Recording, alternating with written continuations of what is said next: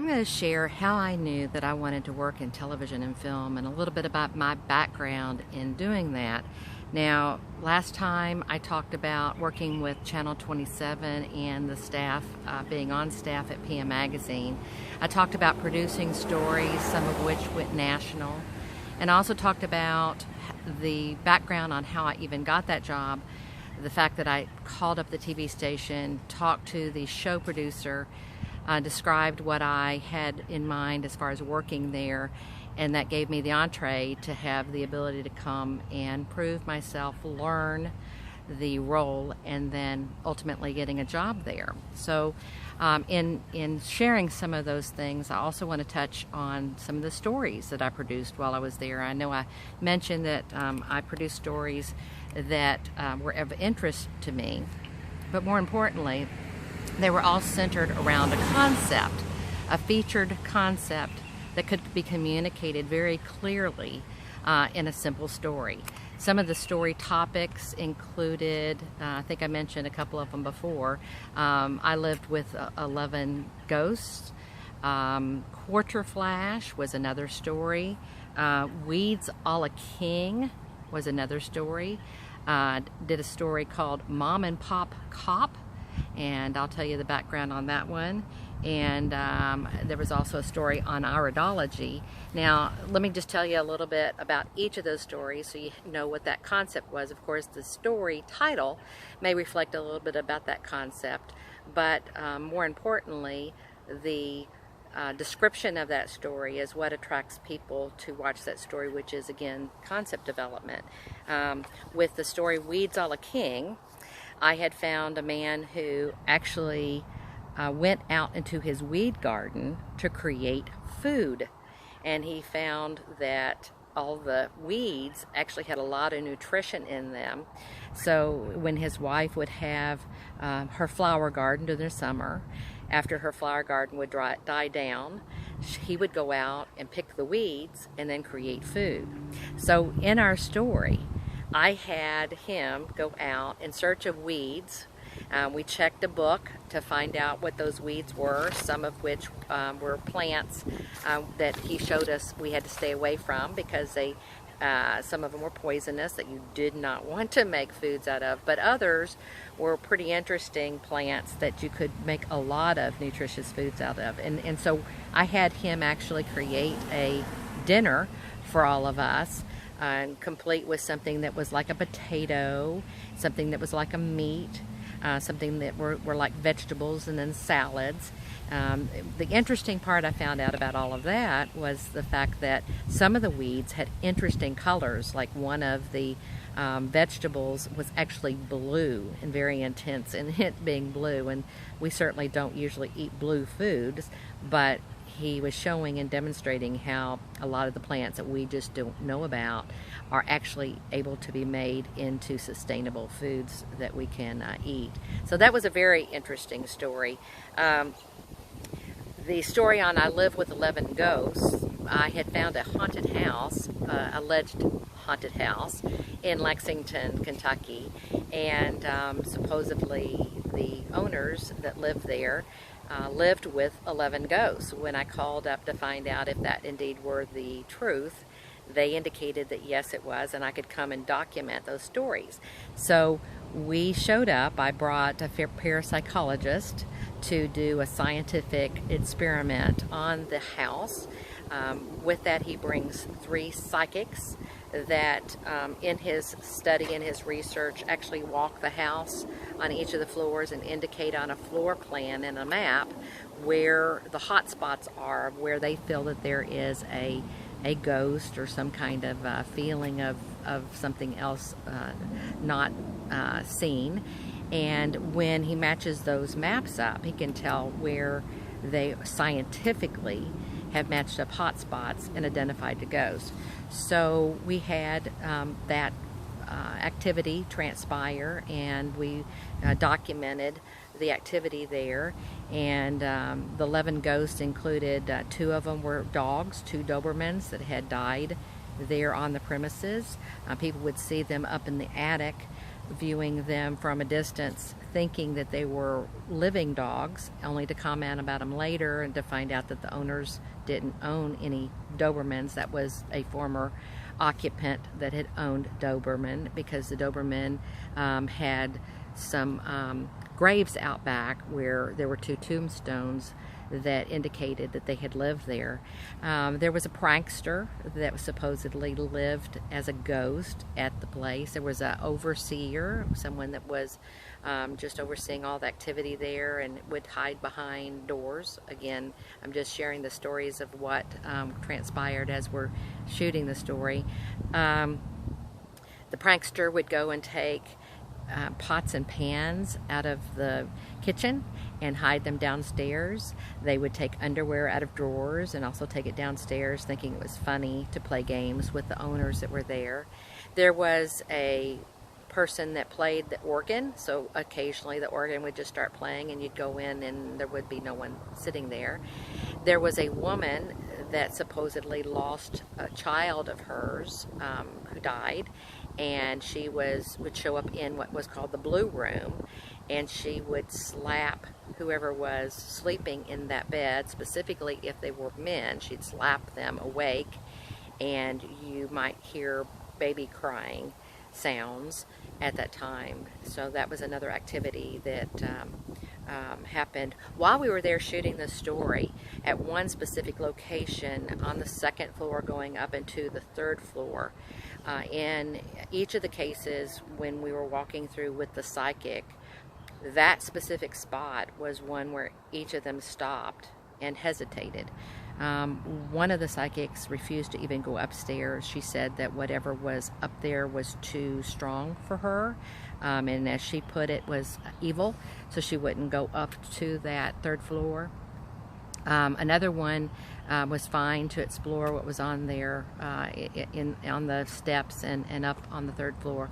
But the 3rd psychic was somebody who, when we opened up the door, there was a sound of a rustling sound and a swoosh of an air swoosh going past us, and she had distinctly seen a woman with a skirt that had a ruffle down the steps that had whooshed that air through. As we went on up, evidently everything had disappeared, so she didn't sense anything else up there. But the parapsychologist in that story did document the ghosts that were there.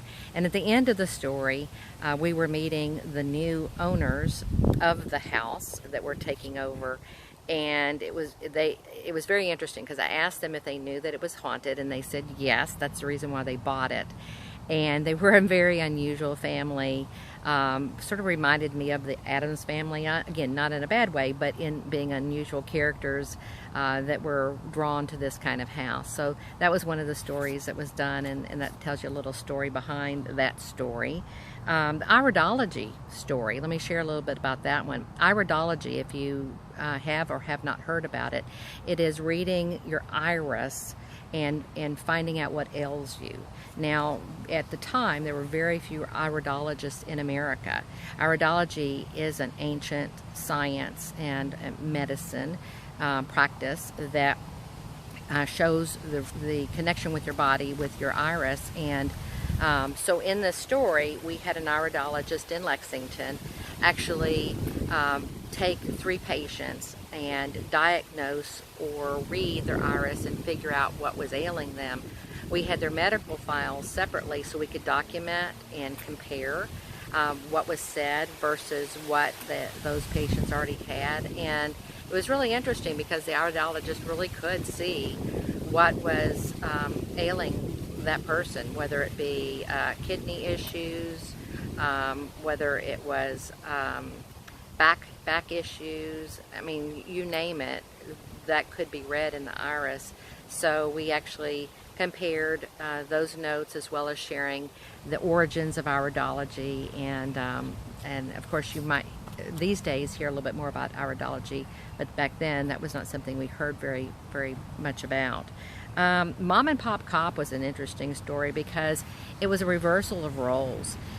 Usually you think of the if you have a mother and father, they're both cops. You think of the dad as being the one that's out on the streets, being in more dangerous situations, and the woman being maybe more of a desk job as a cop. But in this case, it was reversed, and it was so cute because their son, in commenting about what he thought about his mom and dad being a cop, he just said that he really worried about his mom being out doing what she did because she was in a dangerous situation, and he always wanted her to come home, and he wondered about her. But she had an investigative detective role with the cops, and she would be out doing those kinds of activities at night, and so she was in the more dangerous situation. So that's why we called it Mom and Pop Cop.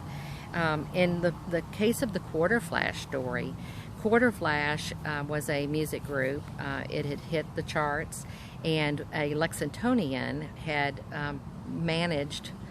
chosen to manage that band, and so we followed his story of how he selected that band in order to take them to fame and the status that they had reached, and we followed how he had discovered Quarter Flash playing out in Oregon, and he was an attorney as well, and what he did to help them reach that kind of fame. So that was a very interesting story too, again tied in, you know, to Lexington. So those are just a few of the stories that I had produced. Again, you know, there's a key concept along within a story that unfolds to make it an interesting segment.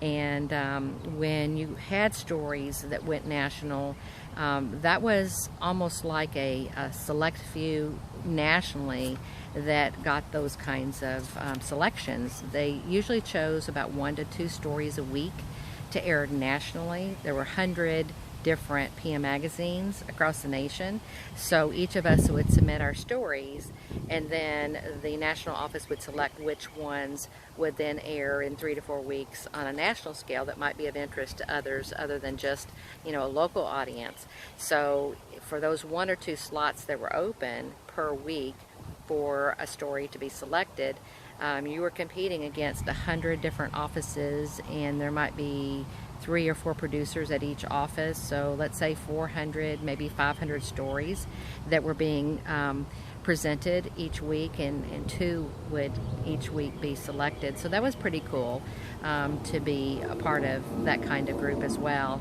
So let me just explain a little bit more too, and give you a little bit of background about concept development. The reason why I knew about concept development had to do with my interior design background and my major at the University of Kentucky. I had no idea at the time that the concept development would play such a big role in the other things that I would do for the rest of my life, but it really did. And of course, in interior design, you're not only talking about concept development, but you're talking about locations that you're going to follow and develop with the concept that you've outlined. You're talking about lighting, you're talking about making presentations, and the space layout that follows through with everything that you're describing with your concept. So it really was an ideal fit for training for television, so that I really got all of that gamut, all the way from presentation, concept to presentation to implementation. I don't know that I would have gotten that the same in television. In television majors, I discovered most of it was strictly on the production kinds of equipment and how to implement that, and I was really more focused on the concept and the writing and the producing side of things. So interior design really worked to be a good fit for me to be able to major in that. And again, I had no idea. It just happened that way, and it really worked out, you know, as well. So let me also share a little bit about my time at the University of Kentucky.